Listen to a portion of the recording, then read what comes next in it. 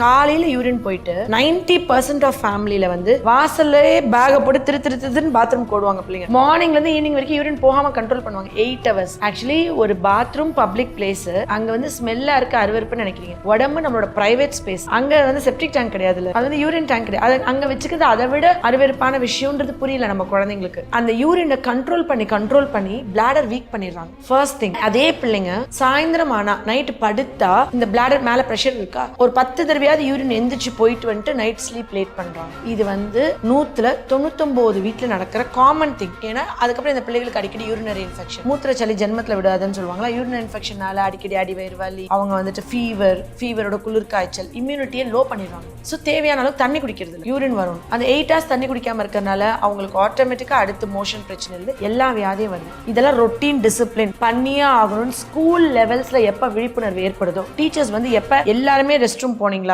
எல்லாரும் 3 liters தண்ணி குடிச்சிங்களான்னு check பண்றாங்களோ அப்பதான் உண்மையாவே நம்ம குழந்தையோட எதிர்காலத்து மேல அக்கறை இருக்குன்னு அர்த்தம். இது ஸ்கூலுக்கும் பங்கு இருக்கு. பிள்ளை நல்லா படிக்குதா, மார்க் எடுத்துதான் பாக்குறீங்க. சுவர் இருந்தாலும் சித்திரம் வரைய முடியும். ஆரோக்கியமே இல்லாம அவங்க படிச்சு டாக்டர் ஆகி கலெக்டர் ஆகி யாருக்கு வைத்தியம் பார்க்க? ஒரு யூரினரி இன்ஃபெக்ஷன் இருக்கு, ஒரு லீக் ஆகுதுன்னா காமனஸ்ட் வந்து பிளாடரோட மசில்ஸ் வீக் ஆகுது. இது எப்ப ஸ்டார்ட் ஆகுது? இதுக்கு ஒரே ஒரு விஷயம் தான், இந்தியன் டாய்லெட்ஸ். குத்த வச்சு நான் உட்காரும் போது என்னுடைய தொடை வந்து என்னோட வயிற்றுல அழுத்தம் கொடுத்து என்னோட வயிறு பிரஷர்ல யூரின் உள்ள இருக்கிற பேக் வந்து எம்டி ஆகுது. ஸோ ரெசிடுவல் யூரின் இருக்காது. போய் முடிச்சு எந்திரிச்ச அப்புறம் திருப்பி யூரின் வர மாதிரியோ சொட்டு போற மாதிரியோ திரும்பி முக்கி இருக்கிற ரெஸ்ட்டை பாஸ் பண்ற நிலைமையே வராது. வெஸ்டர்ன் டாய்லெட்ல நான் இப்படி உட்காந்துருக்கேன், இந்த பொசிஷன்லேயே போறேன். அப்ப நான் யூரித்ரால ப்ரெஷர் கொடுக்குறேன். அப்ப யூரின் ஒழுகும், வராது.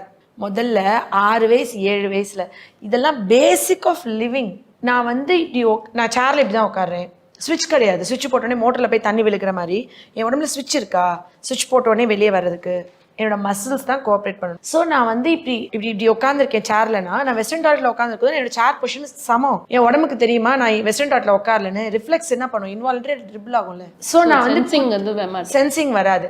அப்போ நான் இந்தியன் டாய்லெட்ல வெஸ்டர்ன் டாய்லெட்ல போகும்போது போக ஆரம்பிக்கும் அந்த ஃபோர்ஸ் இருக்கும். நாட்கள் போக போக நான் வந்து என் வயிற்றுல இருந்து ப்ரெஷர் போகாம யூரித்ராவை கீழே முக்கி நான் யூரினை வெளியே தள்ளும் போது ரெசிடுவல் யூரின் நிற்கும். ரெசிடுவல் யூரின் நின்றா இருமமோ தும்மமோ யூரின் லீக் ஆகும். குத்த வச்சு நீங்க யூரின் போய் பழகுனீங்கன்னா, இந்தியன் டாய்லெட்ல போனீங்கன்னா உங்களுக்கு ரெசிடுவல் யூரினே வயிற்றுல எதுவுமே இருக்காது. பேக் எம்டியா இருக்கும். எப்பயுமே யூரின் போகும்போது தான், யூரின் பிளாடர் ஃபுல்லானதான் யூரின் போற இடத்துல யூரின் வர உணர்வு இருக்கும். நம்ம யூரின் போவோம். வெஸ்டர்ன் டாய்லெட்ல போயிட்டே இருக்கவங்களுக்கு கொஞ்சம் யூரின் தான் இருக்கும். 10 தடவை படுத்துனே போங்க.